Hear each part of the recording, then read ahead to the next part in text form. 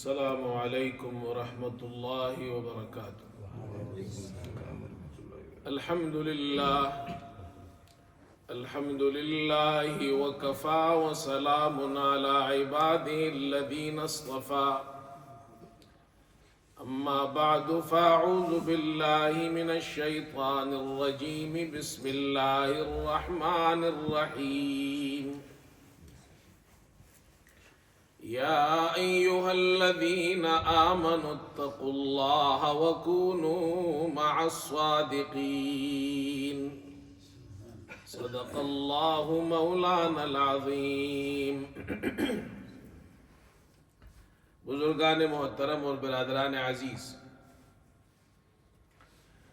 انسان کے دو بڑے دشمن ہیں اور خطرناک ترین دشمن ہے۔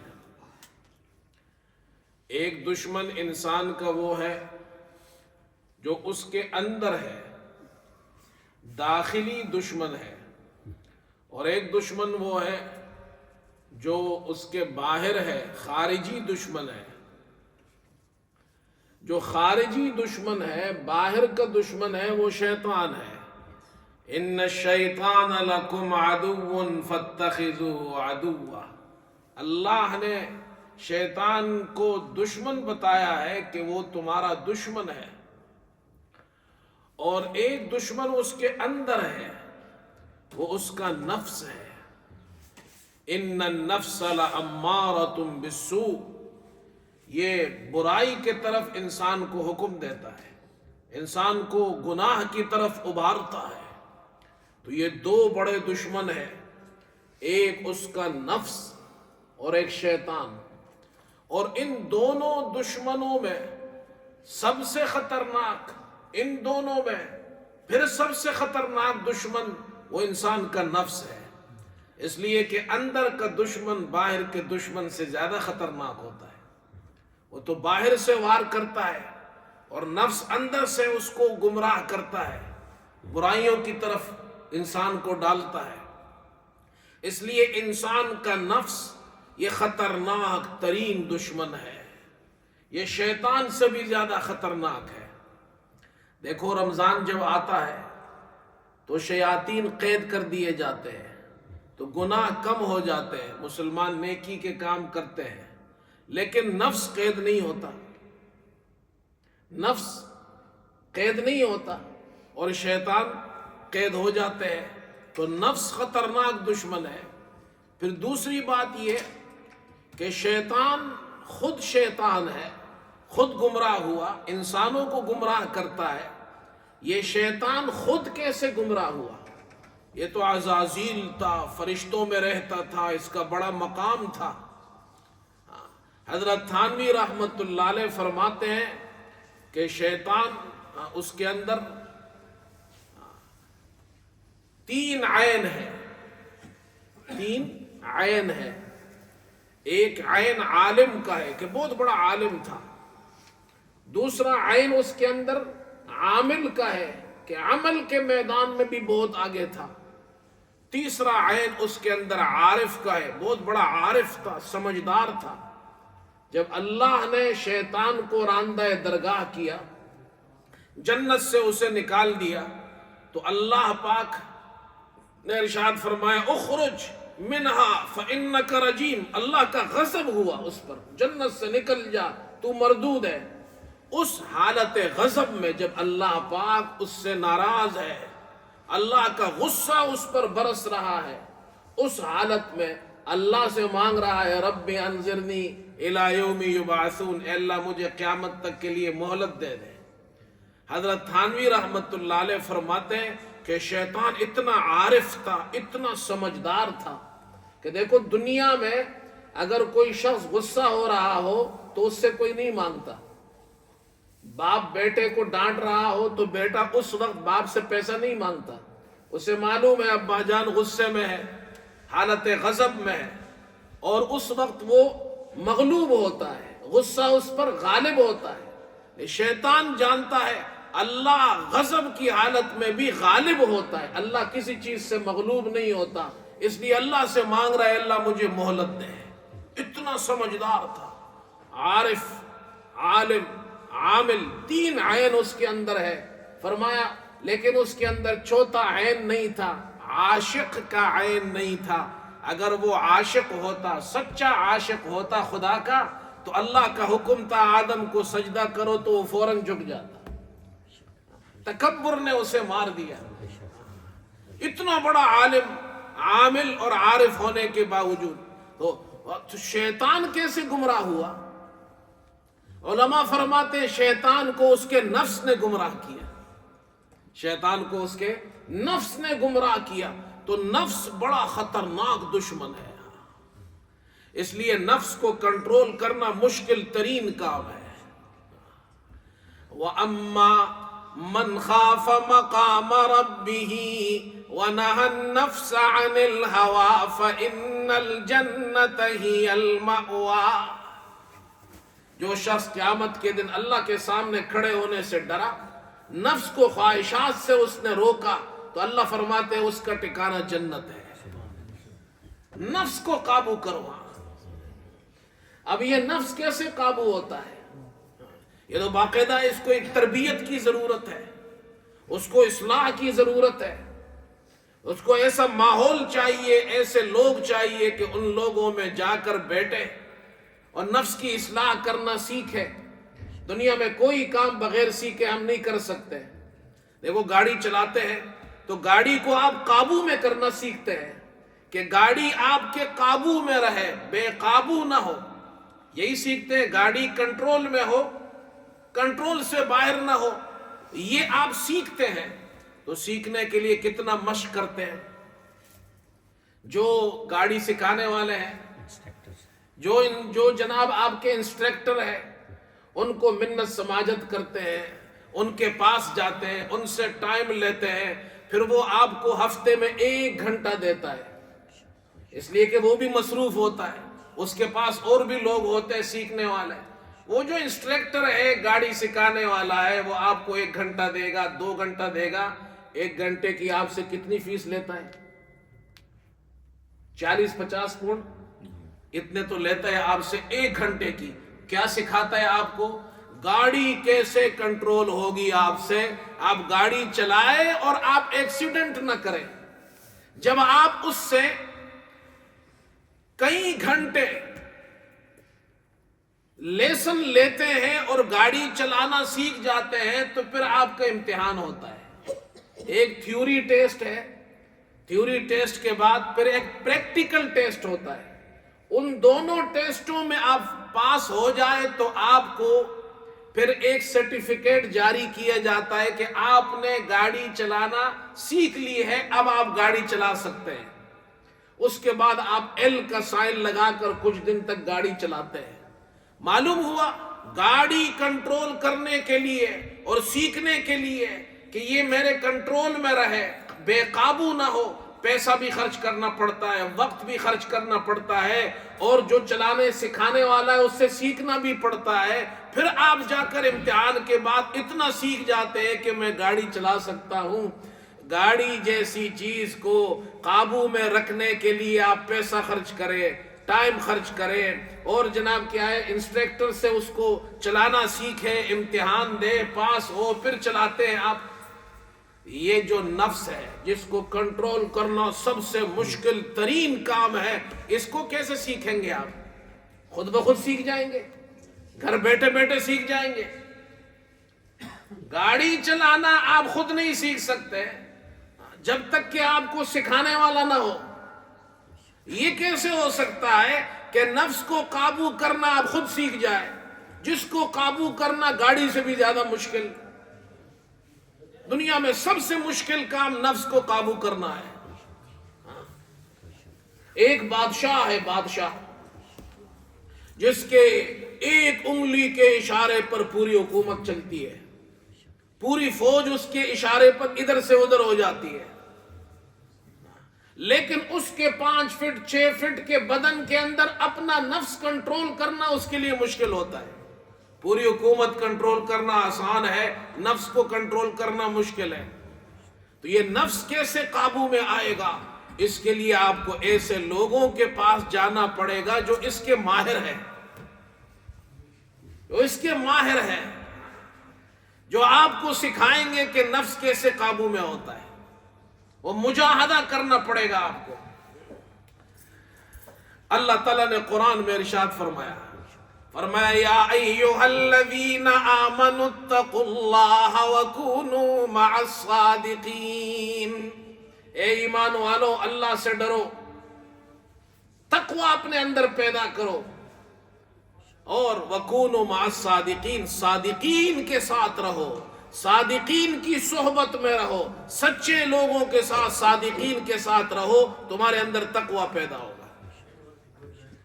بھائی کسی کو یہاں غلط فہمی نہ ہو کہ تقوی پیدا ہونے کے لیے صادقین کے پاس جائیں گے تو متقین کے پاس جانا چاہیے. تقوی پیدا ہو، اللہ فرماتے صادقین کے پاس جاؤ تو تقوی پیدا ہوگا. تو اس کا جواب سن لیجئے، بڑا آسان جواب ہے. جو صادقین ہے وہی متقین ہے، جو متقین ہے وہی صادقین ہے. قرآن میں دوسری جگہ اللہ فرماتے اولئک الذین صدقوا واولئک هم المتقون. جو صادقین ہیں وہی متقین ہے، جو متقین ہے وہی صادقین ہے.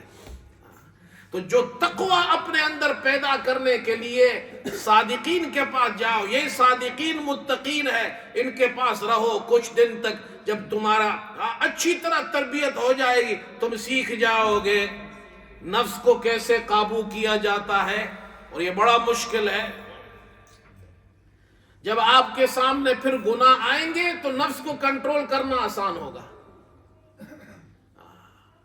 پھر گناہ سے بچنا آسان ہوگا، نظریں جھکانا آسان ہو جائے گا، غیر محرم پر نگاہ نہیں پڑے گی، کانوں سے گناہ کی چیزیں نہیں سنے گا، قابو کرنا آسان ہو جائے گا نفس کو.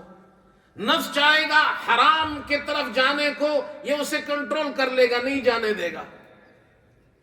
دیکھو نیک لوگوں کی صحبت کا بڑا فائدہ ہے. ان لوگوں کے ساتھ، اللہ والوں کے ساتھ، نیک لوگوں کے ساتھ، ان کی صحبت میں بیٹھنے سے فائدہ ہوتا ہے. دیکھو بھائی، آج کل لوگ پوچھتے ہیں جی پھر نیک لوگ کہاں سے ملیں گے؟ میں کہتا ہوں بڑا آسان کام ہے، مسجد میں آنا شروع کرو. جو مسجد میں لوگ ہیں تو نیک لوگ ہی ہیں. تبلیغ والوں کے ساتھ جایا کرو، نیکی کے کام کیا کرو. جب آپ مسجد میں بیٹھیں گے یا فرشتے ہوتے ہیں اللہ کے راستے میں، دنیا کتنے لوگوں کی اصلاح ہو گئی ہے. اللہ والوں کے ساتھ بیٹھو، ان کے ساتھ تعلق قائم کرو، علماء کی صحبت میں بیٹھو، بزرگوں کی صحبت میں بیٹھو. صحبت کا بڑا فائدہ ہوتا ہے. جب ہم طالب علم تھے تو ہمارے یہاں اس زمانے میں فارسی پڑھائی جاتی تھی. اب تو مدرسوں میں فارسی ختم ہو گئی ہے، فارسی نہیں پڑھائی جاتی. ہمارے زمانے میں فارسی پڑھائی جاتی تھی، ہم نے بھی فارسی پڑھی ہے. اور فارسی کے اندر ہمیں گلستان، بوستان، کریمہ یہ کتابیں پڑھائی جاتی تھی. ان کے اندر واقعات اور اشعار بھی ہوتے تھے. گلستان کے اندر بہت سے واقعات، اشعار اور ایسی خوبصورت باتیں ذکر کی گئی ہے. بچوں کو وہ باتیں سکھائیں، ان کے اندر اچھے اخلاق پیدا ہوتے ہیں. اخلاقی تربیت یہ اصل مقصود ہے، بچپن کے اندر بچوں کی ہو. تو یہ فارسی ادب کے اندر یہ بڑا فائدہ ہے ان کتابوں کے اندر. اب یہ چیزیں ختم ہو گئی. تو گلستان جو شیخ سعدی کی کتاب ہے، انہوں نے چند اشعار، اس وقت جب میں نے طالب علم تھا اس وقت میں نے یہ اشعار پڑھے تھے تو اس وقت یاد کر لیے تھے اور اب تک مجھے یاد ہے. فرمایا کہ گلے خوشبو در حمام روزے، گلے خوشبو در حمام روزے، رسید از دست محبوب بدستم. شیخ سعدی کہتا ہے کہ ایک روز حمام کے اندر محبوب کے ہاتھ سے مجھے خوشبودار مٹی پہنچی. مٹی ہے لیکن خوشبودار ہے. ہمارے استاد جب ہمیں یہ پڑھا رہے تھے تو مجھے اچھی طرح یاد ہے، انہوں نے کہا خوشبودار مٹی اس زمانے کا صابن ہوتا تھا. آج کل کی طرح صابن نہیں ہوتا تھا اس زمانے میں. شیخ سعدی کے زمانے میں وہ مٹی کو خاص طریقے سے کوٹ کر اس میں خوشبو اندر مکس کر کے پھر اس سے ایک صابن بنایا جاتا تھا، اور وہ صابن پھر خوشبودار صابن پھر حمام میں اسے استعمال کیا جاتا تھا، بدن کا میل کچیل دور کیا جاتا تھا۔ گلے خوشبو در حمام روزے، رسید از دست محبوب بدستم، بدو گفتم کے مشک یا عبیری، بدو گفتم کے مشک یا عبیری، کہ از بو دلاویز تو مستم۔ میں نے اس خوشبودار مٹی سے پوچھا کہ تو مشک ہے یا عبیر ہے، تو کیا چیز ہے؟ تیری دلاویز خوشبو کی وجہ سے میں مست ہو چکا ہوں۔ تو مشک ہے یا عبیر؟ عبیر اس خوشبو کو کہا جاتا ہے جس میں بہت سی خوشبوؤں کو مکس کر کے خوشبو بنائی جاتی ہے، مختلف خوشبوؤں کو مکس کر کے ایک خوشبو بناتے ہیں، اس کا نام عبیر ہے۔ میں نے کہا تو مشک ہے، عبیر ہے، تو کیا ہے؟ تیری خوشبو نے مجھے مست کر دیا ہے۔ بدو گفتم کے مشک یا عبیری، کہ از بو دلاویز تو مستم، بگفتا من گلے ناچیز بودم، بگفتا من گلے ناچیز بودم، ولیکن مدت باگل نشستم۔ اس مٹی نے مجھے جواب دیا۔ شیخ سعدی سمجھا رہے ہیں کہ مٹی کے اندر خوشبو کہاں سے آئی، تو اتنی خوشبودار کیسے ہوئی؟ تو اس مٹی نے مجھے جواب دیا۔ مٹی نے کہا کہ میں تو ناچیز مٹی ہوں، میرے اندر تو کوئی خوشبو نہیں ہے، لیکن ایک زمانہ دراز تک میں نے خوشبو کے ساتھ صحبت اختیار کی، خوشبو کے ساتھ میں رہی، اس کی صحبت کے اندر رہی، تو اس کی صحبت کا، اس کے ساتھ رہنے کا فائدہ یہ ہوا۔ بگفتہ من گلے ناچیز بودم، ولیکن مدت باگل نشستم، جمال ہم نشی در من اثر کر، وگرنہ من ہما خاکم کے ہستم۔ میرے ہم نشی کے جمال نے میرے اندر بھی اثر کر دیا ہے، اس لیے کہ خوشبو کے اندر جناب کیا ہے، پھولوں کے اندر خوشبو پائی جاتی ہے، ہاں، اور وہ خوشبو میں ان کے ساتھ رہی، ان کا اثر میرے اندر ہوا، میں بھی خوشبودار ہو گئی، ورنہ حقیقت تو یہ ہے کہ میں تو مٹی ہوں۔ ہاں، یہ انسان جب اب خوشبوؤں کے ساتھ رہے گا، خوشبو سے مراد نیک لوگ ہیں، اللہ والے، ان کے ساتھ رہے گا، اچھی محافل میں جائے گا، مسجد میں آئے گا، نمازیں پڑھے گا، درسوں میں بیٹھے گا، قرآن کے درس میں، حدیث کے درس میں، بزرگوں کی باتیں سنے گا، یہ جو تبلیغ والے ہمارے بھائی ہیں ان کے ساتھ اٹھے گا، بیٹھے گا، جائے گا، اللہ کے راستے میں نکلے گا، یہ خوشبو اسے لگتی جائے گی، لگتی جائے گی، لگتی جائے گی، ایک دن آئے گا یہ بھی خوشبودار ہو جائے گا، فرشتے اس سے محبت کریں گے۔ تو صحبت کا بڑا فائدہ ہوتا ہے، اس لیے نیک لوگوں کی صحبت میں رہو۔ اللہ فرماتے ہیں یا ایھا الذین آمنوا اتقوا اللہ وکونوا مع الصادقین، اے ایمان والو اللہ سے ڈرو اور صادقین کے ساتھ رہو، نیک لوگوں کی صحبت میں رہو گے تمہارے اندر بھی خوشبو پیدا ہو جائے گی۔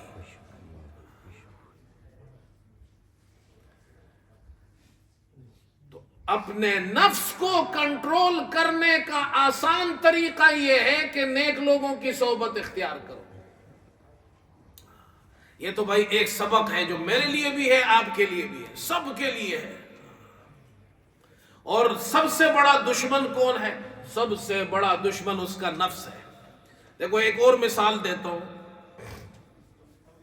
شیخ سعدی رحمت اللہ علیہ نے ایک اور مثال دی ہے، یہ تو میں نے اشعار سنائے، انہوں نے ایک اور مثال دی ہے۔ شیخ سعدی فرماتے ہیں نور القمر مستفاد من نور الشمس، عربی میں یہ ایک جملہ ہے، کہا جاتا ہے کہ چاند کی روشنی یہ اس کی اپنی روشنی نہیں ہے، چاند کی روشنی سورج کی روشنی ہے جو اسے ملتی ہے۔ چاند کے اندر روشنی کس کی وجہ سے ہے؟ سورج کی وجہ سے۔ نور القمر مستفاد من نور الشمس، چاند چمکتا ہے، اور 14ویں کا چاند ہو تو پھر کیسا چمکتا ہے؟ رات کے اندر وہ چمکتا ہے تو رات روشن ہو جاتی ہے۔ یہ جو چاند کے اندر روشنی ہے یہ سورج کی روشنی ہے، لیکن جب چاند اور سورج کے درمیان زمین حائل ہو جائے، کرۂ ارض آ جائے، زمین کا گولا آ جائے، تو چاند کی روشنی ختم ہو جاتی ہے، پھر ہم کہتے ہیں چاند گرہن ہو گیا۔ ایسا ہے یا نہیں؟ چاند اور سورج کے درمیان زمین آ جائے، زمین کا گولا آ جائے تو چاند کی روشنی ختم۔ پھر جب وہ گولا زمین کا اس سے جتنا نکلتا جائے گا، ان کے درمیان سے وہ ہٹتا جائے گا، جتنا جتنا ہٹتا جائے گا چاند اتنا اتنا روشن ہوتا جائے گا۔ پورا ہٹ جائے گا تو چاند پورا روشن ہو جائے گا۔ شیخ سعدی فرماتے ہیں اللہ اکبر، انسان کے دل اور خدا کے درمیان جو چیز حائل ہے، جو حجاب ہے، وہ انسان کا نفس کا گولا ہے۔ ادھر سے اللہ پاک نور بھیجتے ہیں۔ یہ جو روشنی ہے ایمان کی، یہ ادھر سے آئی ہے۔ یہ جو اندر ایمان کی روشنی کہاں سے آئی ہے؟ یہ اللہ کی طرف سے آئی ہے۔ اللہ نے قرآن بھیجا، قرآن نور۔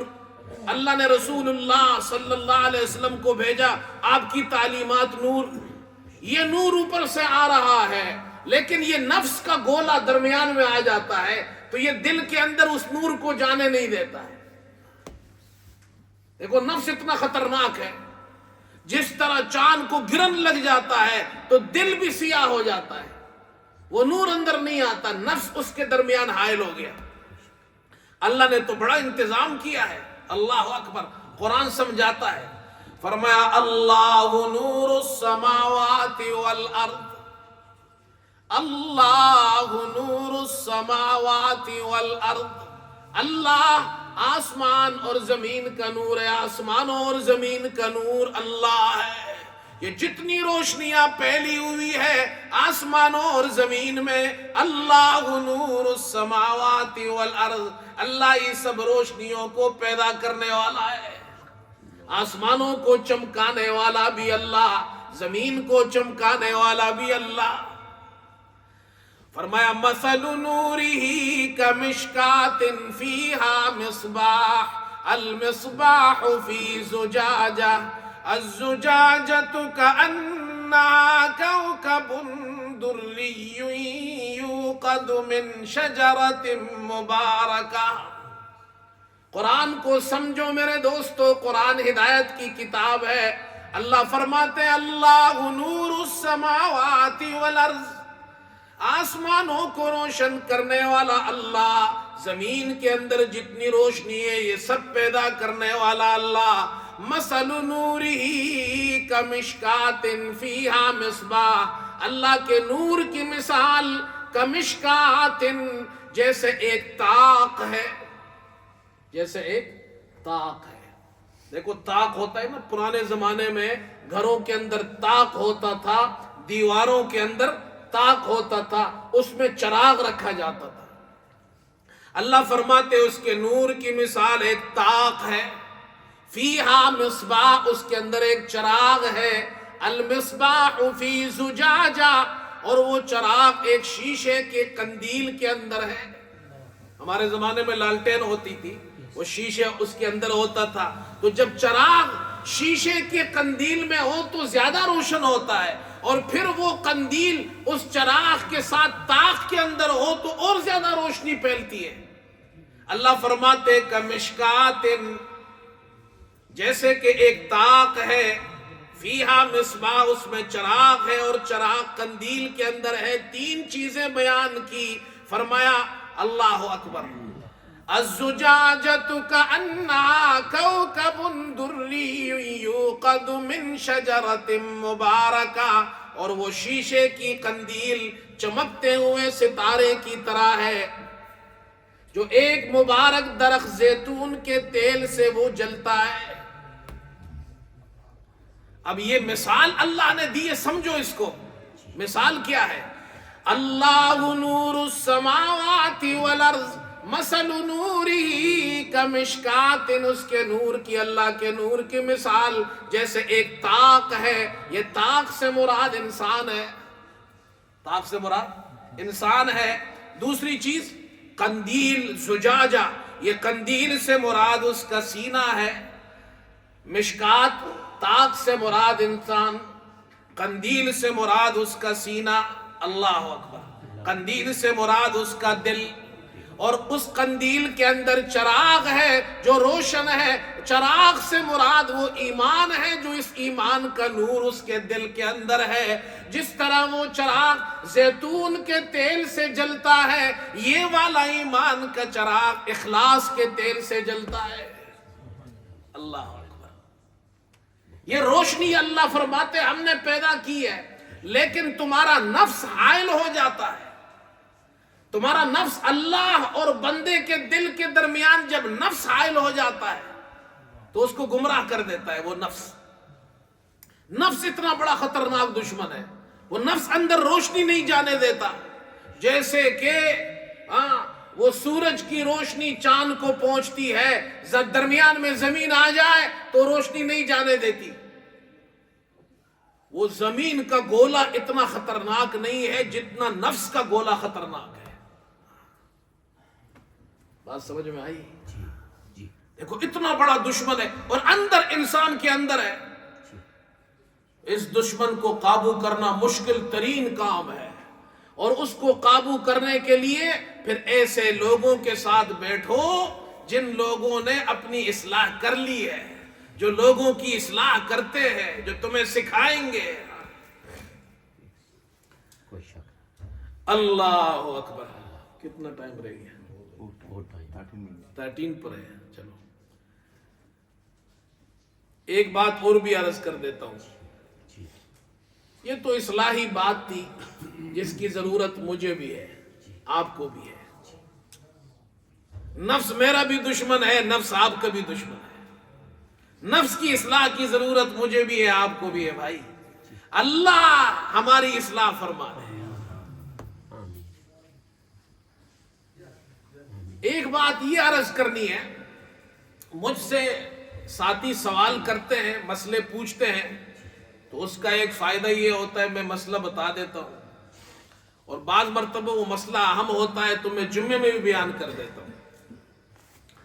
مسئلہ یہ ہے جو مجھ سے پوچھا گیا، ایک صاحب نے پوچھا، اور میں اس کے ساتھ پھر چند ایک مسئلے اور بھی اضافے میں بھی بتا دیتا ہوں آپ کو، انشاءاللہ فائدہ ہی ہوگا. مسئلہ یہ پوچھا کہ جمعے کے بعد جو ہم سنتیں پڑھتے ہیں یہ 2 رکعت ہے یا 4 رکعت ہے. ایک صاحب نے مسئلہ پوچھا، جمعے کے بعد 4 رکعت سنت ہے یا 2 رکعت سنت ہے. اس لیے کہ عام طور پر ظہر کے بعد ہم کتنی سنت پڑھتے ہیں؟ 2. اس مسئلے کو میں تفصیل سے بیان کرنا چاہتا ہوں. پہلے تو آپ اور ہم سب کو یہ سمجھنے کی ضرورت ہے کہ ظہر کی نماز میں ظہر سے پہلے کتنی سنتیں، ظہر کے بعد کتنی سنتیں.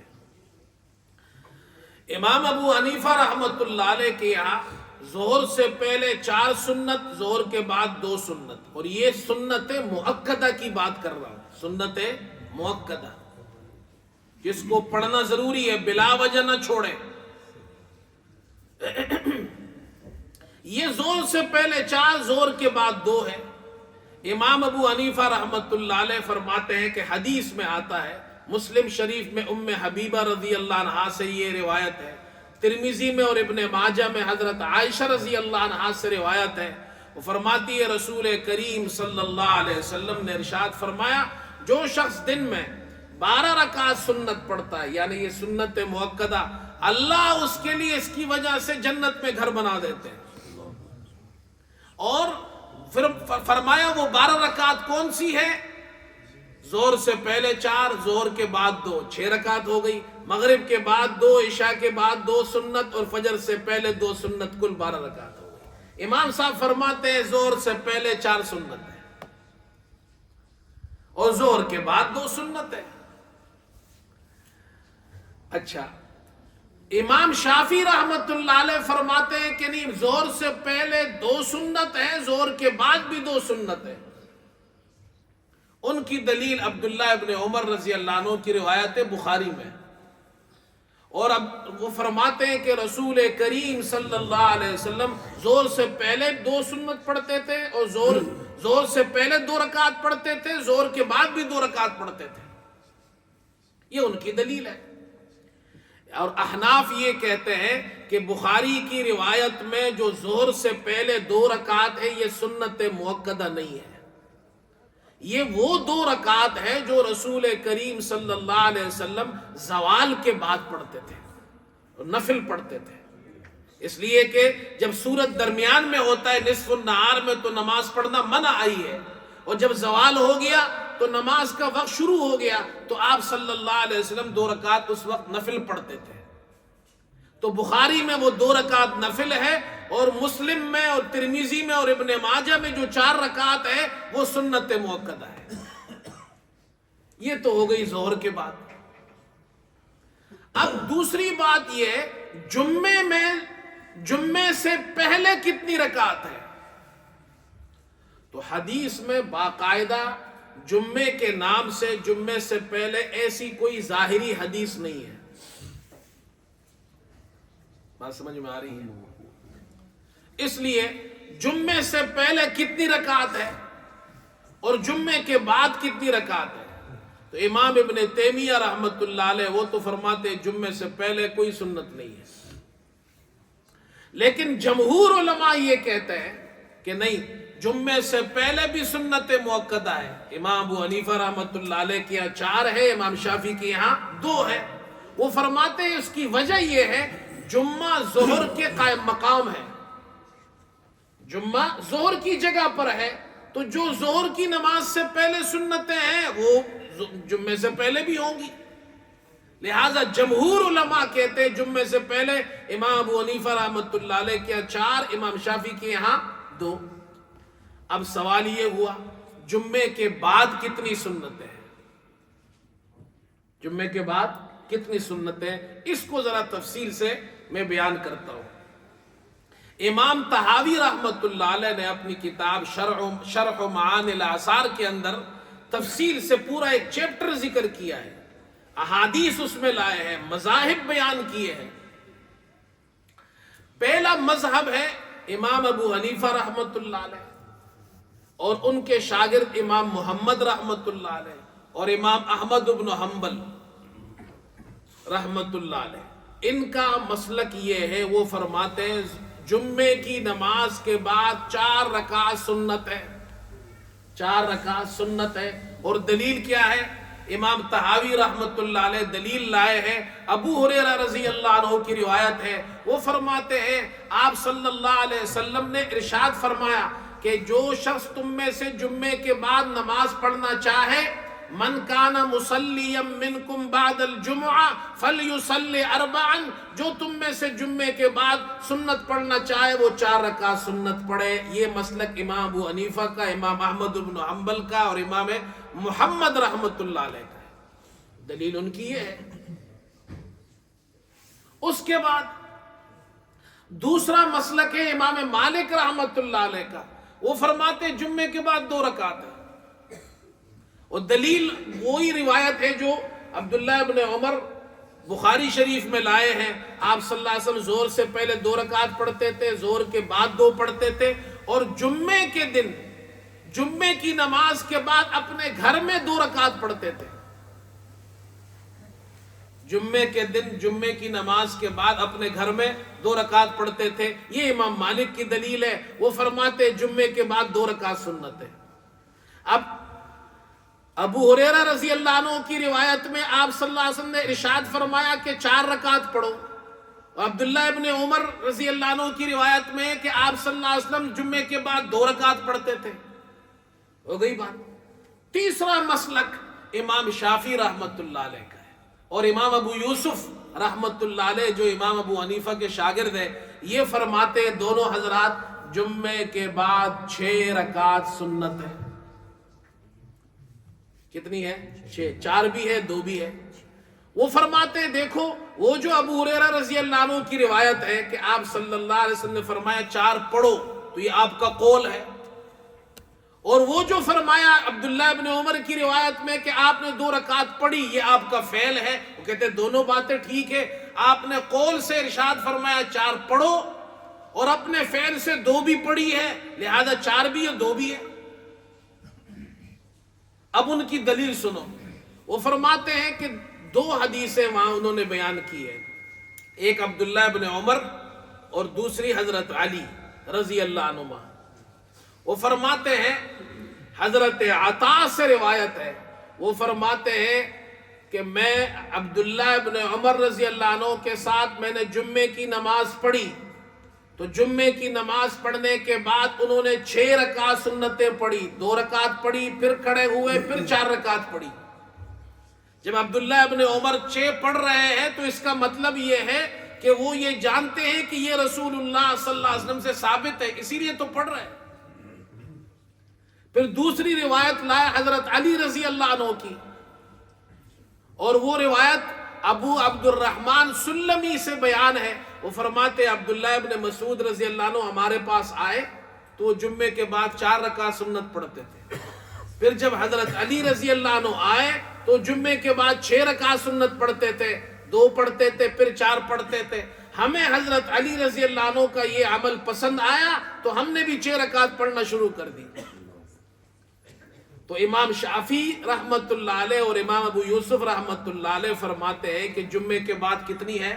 6 رکعت سنت ہے. البتہ امام ابو یوسف رحمت اللہ علیہ فرماتے ہیں کہ ان 6 رکعت میں پہلے 2 پڑھنی چاہیے یا 4 پڑھنی چاہیے. تو امام ابو یوسف رحمت اللہ علیہ فرماتے ہیں پہلے 4 پڑھے پھر 2 پڑھے، اس لیے کہ اگر جمعے کے بعد پھر 2 پڑھیں گے تو یہ 2 جمعے کی 2 کے مثل ہو جائے گا.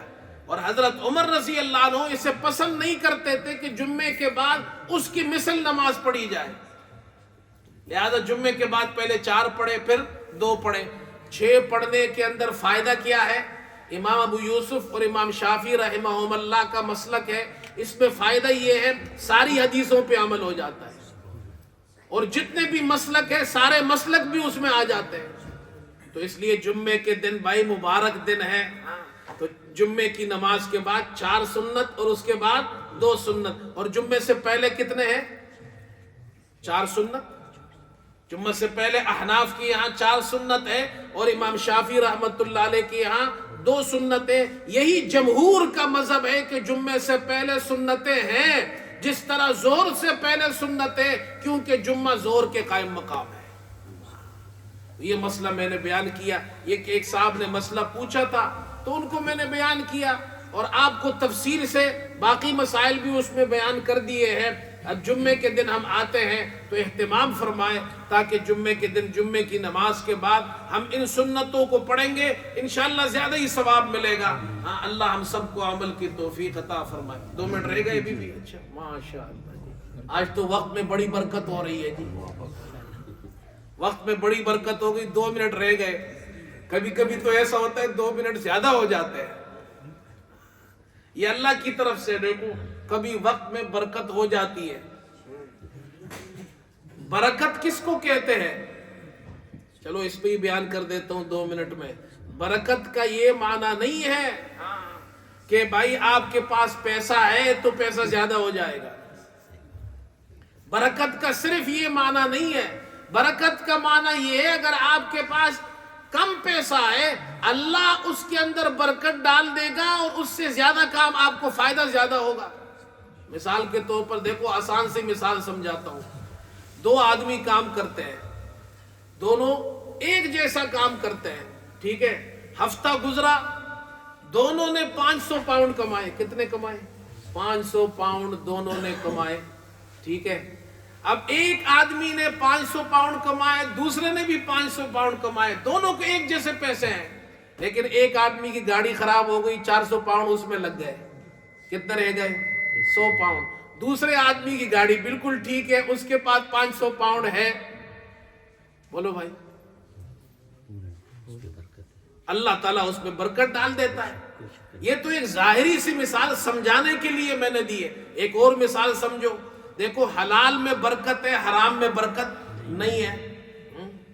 حلال میں برکت ہے، سود کے اندر اللہ نے برکت نہیں رکھی ہے، لیکن حلال کاروبار میں برکت رکھی ہے۔ اور اس کی مثال کیا ہے؟ مثال سمجھو، دیکھو کتوں کو کوئی نہیں کھاتا، اور کتیا کے کئی بچے ہوتے ہیں، لیکن دنیا میں کتوں کی تعداد کم ہے، حلال جانوروں کی تعداد زیادہ ہے۔ حالانکہ حلال جانور بکرے ہیں، جناب کیا ہے، دمبے ہیں، گائیں بھینس، روزانہ لوگ لاکھوں کی تعداد میں ذبح کرتے ہیں، کھاتے ہیں، تعداد ان کی زیادہ ہے اور کتوں کی تعداد کم ہے، اس لیے کہ کتا وہ ہمارے لیے کھانا حرام ہے اور حلال جانور کھانا حلال ہے۔ اللہ نے حلال میں برکت رکھی ہے، لاکھوں کی تعداد میں آپ کھاتے ہیں پھر بھی ختم نہیں ہوتے اور زیادہ ہی زیادہ ہے۔ حرام کو کوئی نہیں کھاتا، اس کی تعداد کم ہے۔ تو برکت اللہ اس طرح ڈال دیتا ہے۔